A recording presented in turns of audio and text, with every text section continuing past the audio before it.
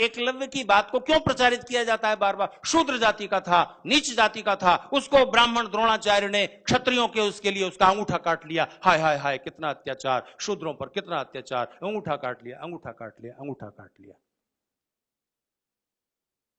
और कोई महाभारत उठाकर पढ़ने का कष्ट नहीं करता। जब द्रोणाचार्य ने देखा कि इसने मेरी मूर्ति सामने रख करके धनुर्विद्या में इतनी कला, इतनी दक्षता प्राप्त कर ली है, अद्भुत, अर्जुन से और कर्ण से भी ज्यादा चमत्कार, तो द्रोणाचार्य ने सिर्फ एकलव्य से इतना कहा कि मेरे पुत्र, तुम्हारी इस साधना को मेरा प्रणाम, अभिनंदन, मेरे आशीर्वाद तुम्हारे साथ हैं।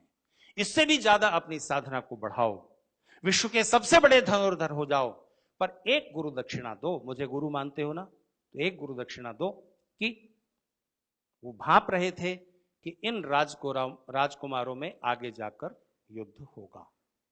ये वैमनस्य से आगे जा रहा है। दुर्योधन बड़ा अहंकारी है, ये ईमानदार भी नहीं है, धृतराष्ट्र इसके मोह में है, और ये राजाओं के बीच, इन राजकुमारों के बीच युद्ध होगा, राजसत्ता का संघर्ष। द्रोणाचार्य चूंकि महल में ही रहते थे, राजकुमारों को सिखाते थे, उन्हें सारी राजनीतिक बदलती हुई परिस्थितियों का आभास था। तो द्रोणाचार्य ने उससे कहा कि मेरे पुत्र, मुझे एक गुरु दक्षिणा दो, और वो ये कि जब इन दोनों राजकुमारों के गुटों में युद्ध होगा, तब तुम किसी भी पक्ष की ओर से नहीं लड़ोगे। और एकलव्य तो इस इंतजार में था कि कोई बड़ा युद्ध हो। हर एक योद्धा या खिलाड़ी ये चाहता है ना कि मुझे ओलंपिक में या किसी बड़े उसमें प्रदर्शन करने का मौका मिले, यही तो बात है ना। तो एकलव्य कहता है कि गुरुदेव, आपने तो मुझसे मेरा वही छीन लिया, ऐसे जैसे कि आपने मेरे अंगूठे ही काट लिए हो। ऐसे कि जैसे, ऐसा नहीं कि काट ही लिया है अंगूठा। ये एक आलंकारिक कथन होता है। कविता में, साहित्य में आलंकारिक ढंग से, इडियोमेटिक ढंग से, कहावत के रूप में ये बात कही जाती है, जैसे कि आपने मेरा अंगूठा ही काट लिया। आपको अपने प्राचीन इतिहास में ऐसे बहुत सारे आलंकारिक वर्णन मिल जाएंगे जिनकी गहराई में जाकर उनके तथ्य तलाशने पड़ते हैं। वो फैक्ट नहीं होते, ट्रुथ होते हैं। फैक्ट और ट्रुथ में अंतर है। हमेशा कोई बात फैक्ट भी हो और ट्रुथ भी हो, ऐसा नहीं होता है। साहित्य में हमेशा फैक्ट और ट्रुथ टकराते रहते हैं, और तब ट्रुथ को आलंकारिक ढंग से कहना पड़ता है, और वो फैक्ट नहीं होता। भगवान श्री कृष्ण ने अपने बाएं हाथ की उंगली पर पहाड़ उठाया था, ये फैक्ट है, ट्रुथ, तथ्य है कि सत्य? सत्य है, पर तथ्य नहीं है। इसके पीछे, अब चूंकि मैं ट्रैक से हट जाऊंगा इसलिए इसकी व्याख्या में नहीं जाऊंगा। ये फैक्ट नहीं है, लेकिन सत्य है। जैसे आइंस्टाइन ने अपनी पत्नी मिलोवा को कहा कि तुम दुनिया की सबसे सुंदर स्त्री हो। बताइए, सत्य है कि तथ्य? फैक्ट है या ट्रुथ?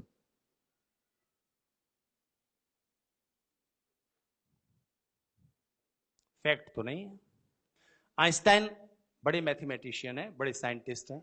क्या उन्होंने सारी दुनिया की स्त्रियों की नाप तोल करके, मेजरमेंट करके यह फैसला किया है कि तुम दुनिया की सबसे सुंदर स्त्री हो? ऐसा तो नहीं है।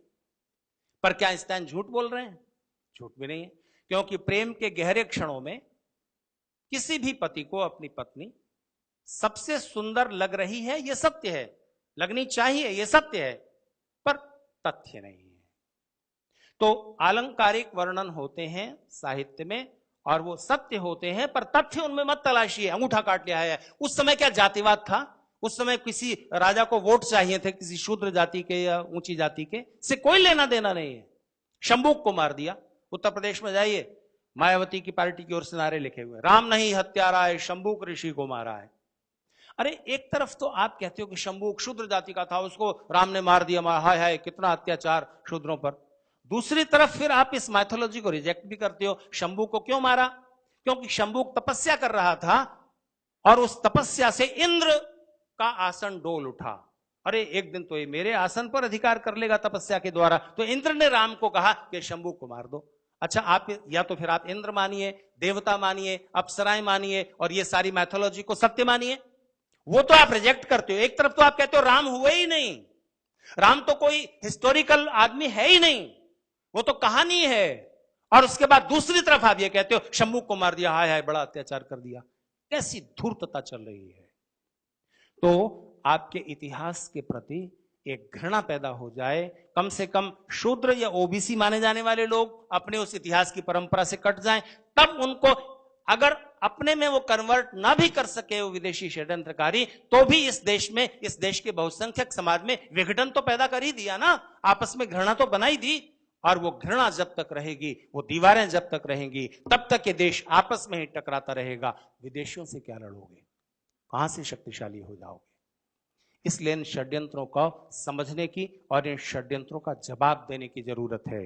नहीं तो भारत के टुकड़े होते रहेंगे। भारत के टुकड़े होने के अभी तो नारे लग रहे हैं, अभी तो सिर्फ नारे लग रहे हैं कि भारत तेरे टुकड़े होंगे इंशाअल्लाह इंशाअल्लाह। अभी तो सिर्फ भारत माता की जय बोलने से परहेज हो रहा है।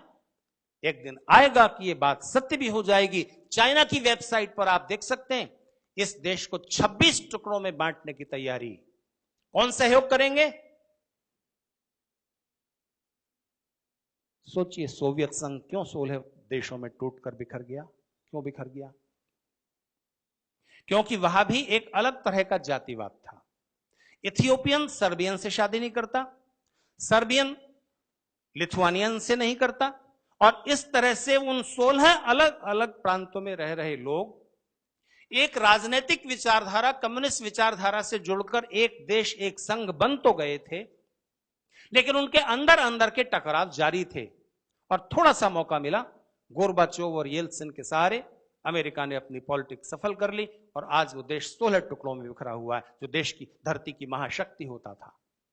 अगर इस देश में जातियां एक एक इलाके में रह रही हों, तो बताइए देश अपने आप टूटा हुआ है कि नहीं?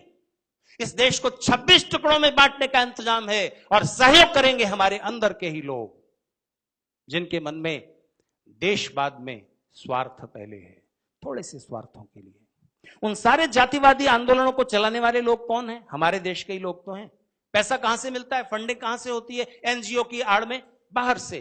और हमारे ही देश के खिलाफ वो षड्यंत्र कर रहे हैं, जड़ें काट रहे हैं, हमको पता भी नहीं चल रहा। सुसाइड करने की इच्छा होती है, एक साइकेट्री में बीमारी है। इसी तरह अपनी आंखें फोड़ लेने की इच्छा होती है। 3 महीने पहले अभी एक ब्रिटेन की लड़की ने अपनी आंखें फोड़ ली, वही बीमारी थी उसको। क्यों भाई, आंखें क्यों फोड़ रहा है? मुझे लगता है हिंदू समाज में यह इच्छा परमानेंट है। वो देखना ही नहीं चाहता कि उसका हित क्या है, अहित क्या है, क्या षड्यंत्र हो रहे हैं, क्या साजिशें चल रही हैं, जानना नहीं चाहता। और बताओ तो छोड़ो ना यार, आईपीएल चल रहा है, देखते हैं जरा। तो आपके लिए देश में सत्ता परिवर्तन का जब समय आता है, तब हम सिर्फ या तो जाति देखते हैं या ये देखते हैं उस पानीपत के दर्शक की तरह कि देखें कौन जीतता है। इस मनोभाव को तोड़िए। देश ने पहली बार विकास के मुद्दे पर वोट किया है इस लोकसभा में, सन 14 में 39% वोट है, वो भी सिर्फ अभी 39। इसको आप पूरे वोट का बहुमत नहीं कह सकते हैं। यानी अभी भी देशभक्ति के लिए, विकास के लिए, जाति और दूसरे मुद्दों से ऊपर उठ करके वोट देने का भाव इस देश में अभी और प्रबल करने की जरूरत है। इस देश में सत्ता पाने का कौन सा फार्मूला है? हिंदू समाज की 1 या 2 बड़ी जातियों को तोड़ो, अल्पसंख्यकों के एक बड़े वर्ग को जोड़ो, और उसके बाद सत्ता पा जाओ। और फिर इसके लिए आप उनके हित में फिर जो भी कर सकते हैं वो कीजिए। इस सारे षड्यंत्र को पहली बार किन कारणों से इस देश की जनता ने समझा, और वो भी अभी 39% है, तो इस भाव को बढ़ाना होगा। हिंदू समाज, इस देश का बहुसंख्यक समाज, जिसकी रूट्स इस देश में है, उसको सावधान होना है और अपनी नई पीढ़ी को अपने उस स्वाभिमान से जोड़ना है। क्या आपके बच्चे अपनी भाषा पर अभिमान करते हैं? आप उन्हें इंग्लिश पढ़ाइए, अच्छी बढ़िया इंग्लिश बोल सकें, इतनी पढ़ाइए। पर एक बात ध्यान रखना, अपनी भाषा मत भूलने देना। इस देश के लोगों ने अपराध यह नहीं किया कि अपने बच्चों को इंग्लिश पढ़ाई, अपराध यह किया कि इंग्लिश पढ़ाते पढ़ाते उन्होंने उनसे हिंदी, मराठी, गुजराती वगैरह में बातचीत बंद कर दी और उनकी थिंकिंग लैंग्वेज इंग्लिश बन जाने दी। उसका परिणाम यह है कि वो अपनी रूट से कट जाते हैं। पर हमेशा ध्यान रखिए, आप कितना भी इंग्लिश पढ़ा लो अपने बच्चों को, आपके बच्चे कितनी भी अच्छी इंग्लिश बोलने लग जाएं, अमेरिकन से ज्यादा अच्छी बोलने लग जाएं, ब्रिटिश लोगों से ज्यादा अच्छी बोलने लग जाएं, हमेशा ध्यान रखना, एक ब्रिटिश, एक अमेरिकन कभी भी आपको अपने बराबर दर्जा नहीं देगा, आपसे छोटा मानेगा हमेशा। नस्लवाद उनकी रग रग में भरा हुआ है, कूट कूट करके। वो स्किन के कलर के आधार पर दुनिया को 3 हिस्सों में बांटते हैं, white people, black people, coloured people, जिसमें हम और आप आते हैं। वो कभी दूसरों को अपने बराबर दर्जा नहीं देंगे। आप बोलते रहना अंग्रेजी कितनी भी अच्छी, तो आप अपनी भाषा से तो कट गए, दूसरे की भाषा आप बहुत अच्छी बोल रहे हो, वो आपको अपना मानता नहीं। कहां के हो? न घर के न घाट के। आप उन्हें साइंस पढ़ाइए, लेकिन कभी उनको अपनी फिलोसॉफी की भी तो कुछ बातें बताइए। वो फिलोसॉफी जो दुनिया में सारी दार्शनिक चिंतनाओं के ऊपर है और उनके मूल में है। बाकी सारी दार्शनिक विचारधाराएं उसी दार्शनिक विचारधारा को कोई एक कण लेकर के अपना विकास करती हैं। ये मैं दावे से कह रहा हूं आपको, सारी फिलोसॉफीज की कंपैरेटिव स्टडी करने के बाद। Alexis Carrel Nobel prize winner scientist हैं, उनकी एक किताब पढ़िएगा, man the unknown. Alexis Carrel कहते हैं कि पूरी मॉडर्न साइंस कितनी भी खोज कर ले, एक क्वेश्चन हमेशा अनआंसर्ड रहेगा। हम ये कभी नहीं जान पाएंगे कि प्रोटोप्लाज्म से अमीबा बना, 1 सेल वाला प्राणी, उसके बाद 2 सेल वाला प्राणी, ये सब बनते बनते उस क्रम में नॉलेज कहां से पैदा हो जाती है। प्रोटोप्लाज्म में तो नॉलेज नहीं है, जैसे इस पोडियम में नॉलेज है, ये जानता है कि मैं हूं, इस माइक को पता है कि मैं हूं, इस कुर्सी को पता है जिस पर आप बैठे कि वो है, नहीं ना, हमको आपको पता है। तो ये जो ज्ञान रखने वाली सत्ता है, ये कहां से पैदा हो जाती है? अगर प्रोटोप्लाज्म से, प्रकृति के जड़ तत्वों से ही ये चेतना बन गई, तो प्रकृति में भी ज्ञान होना चाहिए। नेचर के किसी भी मैटर में ज्ञान नहीं है। तो ये ज्ञान कहां से पैदा हो जाता है, कैसे क्रिएट हो जाता है, ज्ञान रखने वाली शक्ति कहां से पैदा हो जाती है? साइंस की लेबोरेटरी में ये प्रश्न कभी नहीं जाना जा सकेगा। इसका उत्तर कभी भी जानना हो, आपको भारतीय ऋषियों के चरणों में जाकर बैठना पड़ेगा, उसके अलावा उत्तर कहीं भी नहीं है। जीवन के और जगत के जो गहरे प्रश्न हैं, उनके उत्तर उन्होंने पहले से खोज कर रखे हैं। आप सिर्फ अपने लेबोरेटरी के प्रयोगों से उनको प्रूव करते जाओगे। और कभी भी इस धरती पर मनुष्य को शांति से जीना सीखना होगा, सुख और आनंद की प्राप्ति के तरीके सीखने होंगे, तो भी ऋषियों की शरण में जाना होगा। इसके अलावा और कोई भी रास्ता नहीं। ये स्वाभिमान हमारे बच्चों में नहीं है, एक विदेशी महसूस करता है। बस इस स्व के, इस सेल्फ के, इस अभिमान को जगा दीजिए, और तब देशभक्ति जागेगी, और तब आपको भारत हमें जान से प्यारा है ये कहने की और बताने की जरूरत नहीं होगी, वो होगा ही।